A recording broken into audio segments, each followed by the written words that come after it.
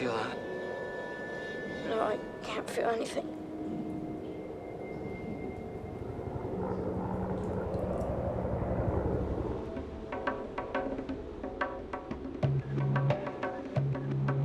Kartal Kaya, a mountain ski resort in northwest Turkey.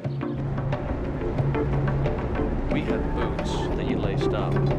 US Air Force Lieutenant Colonel Mike Couillard is taking a few hours off to go skiing with his two sons. I hope we have a lot of snowball fights. Mark is 12 years old. Don't hit me in the head. Matthew is 10. By American standards, Kartal Kaya is not a real big mountain. It's about 6,000 feet. We'd been there once, and we hadn't really totally explored the mountain, but it was, certainly a good place for us to go with the family.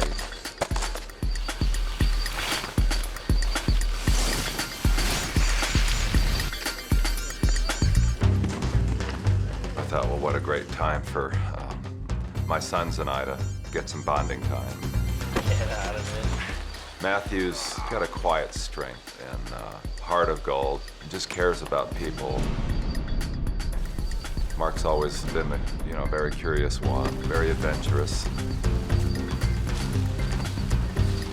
After lunch, Mike and Matthew head back up the mountain, while Mark stays behind to ski with his friends. Matthew and I were together, and Mark and his friends gonna go on their own for a while. He said that him and Matt were gonna ski together, and that was the last time I saw him that day. The mountain of Kartal Kaya is rarely welcoming, and by the time Mike and Matthew reach the top of the lift, a solid bank of fog has rolled in from the Black Sea. Locals call it the Mister. It produces a whiteout, and the ski slope back down to the resort is no longer visible. There's two different paths you could take, the left or the right.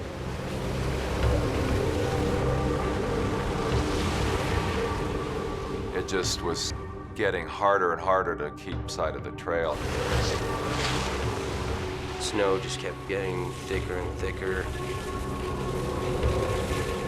We started to realize that no one skied down this hill in quite some time. We've lost the lift. I think it's over there. We'll have to sidestep up the slope. Realizing that they've skied down the wrong way, Mike and Matthew start climbing back up the hill. Despite the conditions, a search and rescue team is sent onto the mountain. As I was looking out the window, kind of hoping I would see them coming down the mountain, I could hear the loudspeakers playing Turkish pop music on all the ski runs, hoping that my dad and brother would hear it and find the hotel.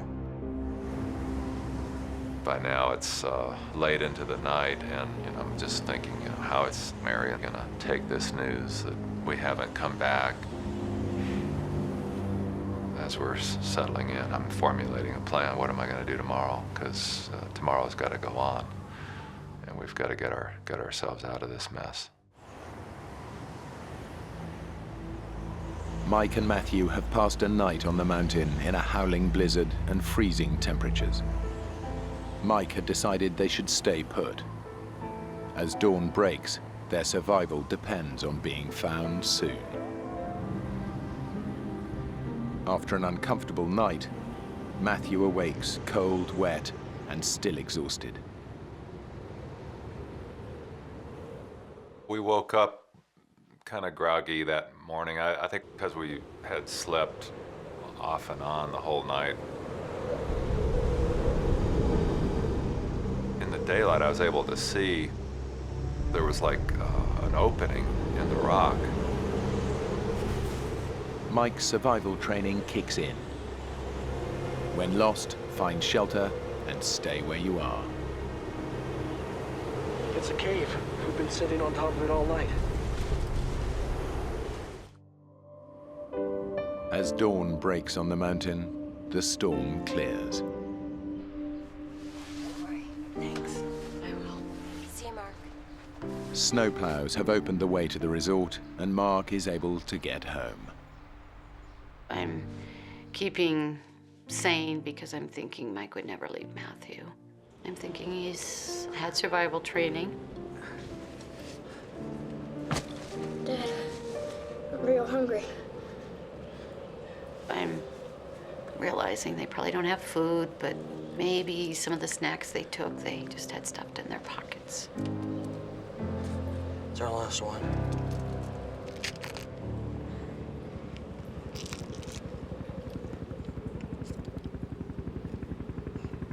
Do you hear that?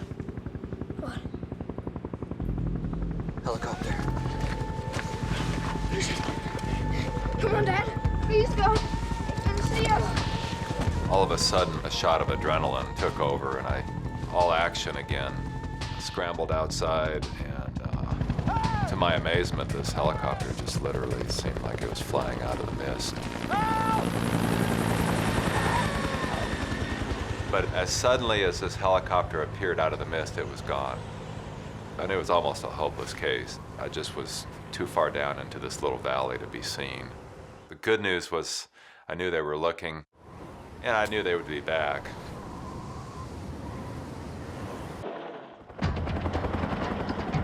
The search is still concentrated around the resort.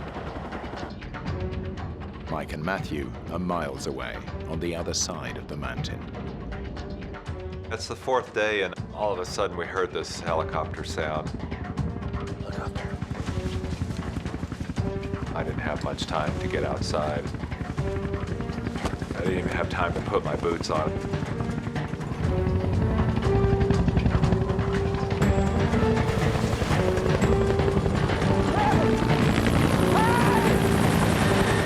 It came seemingly out of nowhere. I could even see the American flag painted on the side. It just flew right over the top of us and was gone. It never made 2 passes. Mike realizes that the helicopters aren't looking for them where they are. They're flying over on their way to a search grid on the other side of the mountain. My hopes took a plunge into despair.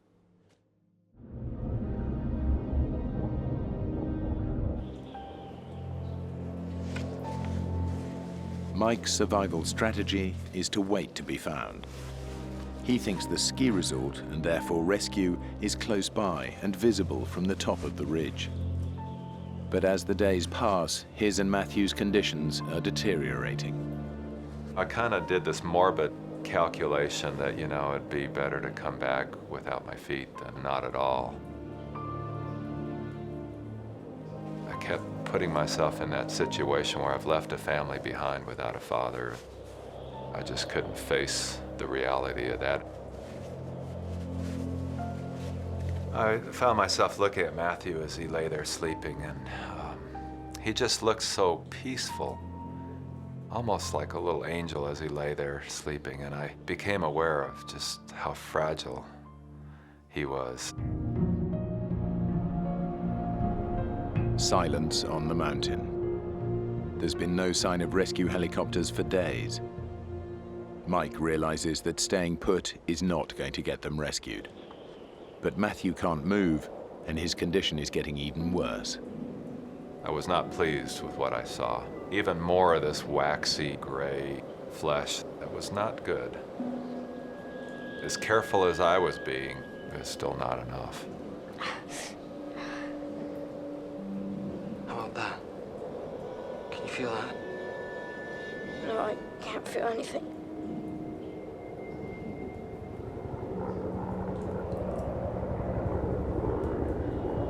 A helicopter! Dad! Sounds like a Huey.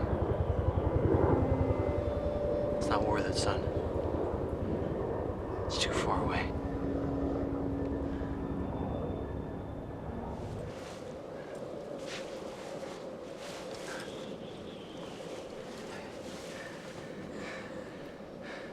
Matthew, listen. I've seen some cabins I think I can get to. I'm just not sure I can leave you behind.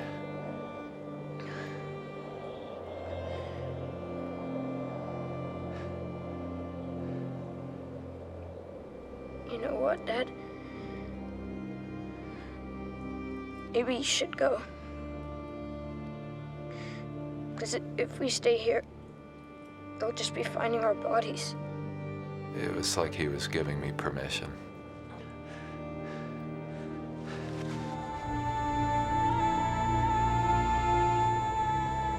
Boy, I was really tired. I'd have to stop every 5 minutes just to catch my breath. It was much more weakened state than I thought. If I could just get there, there would be people there waiting for me to send help back to my son.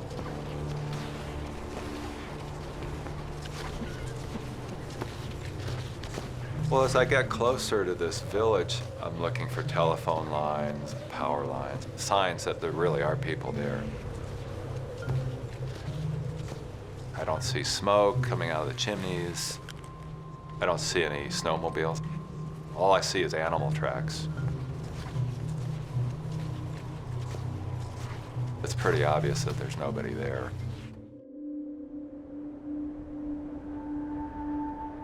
Two days had gone by and I didn't know what kind of mental state he would be in, let alone his physical state.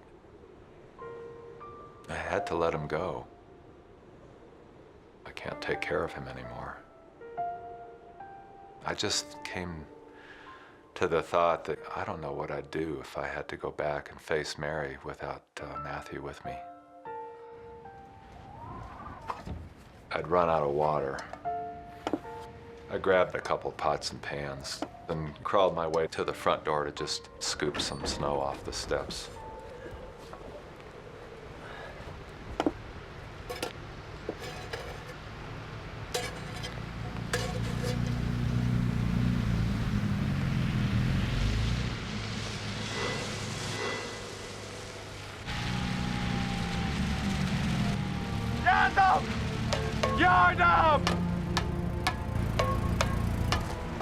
A band of loggers has been clearing the trail of fallen branches brought down by the snow, and by pure chance, they stumbled on Mike.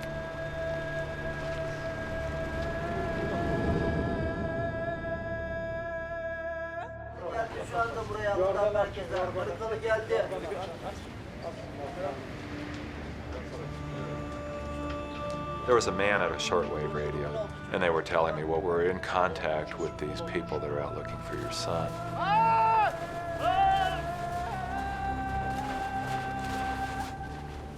I knew that they were doing everything they could to go find him.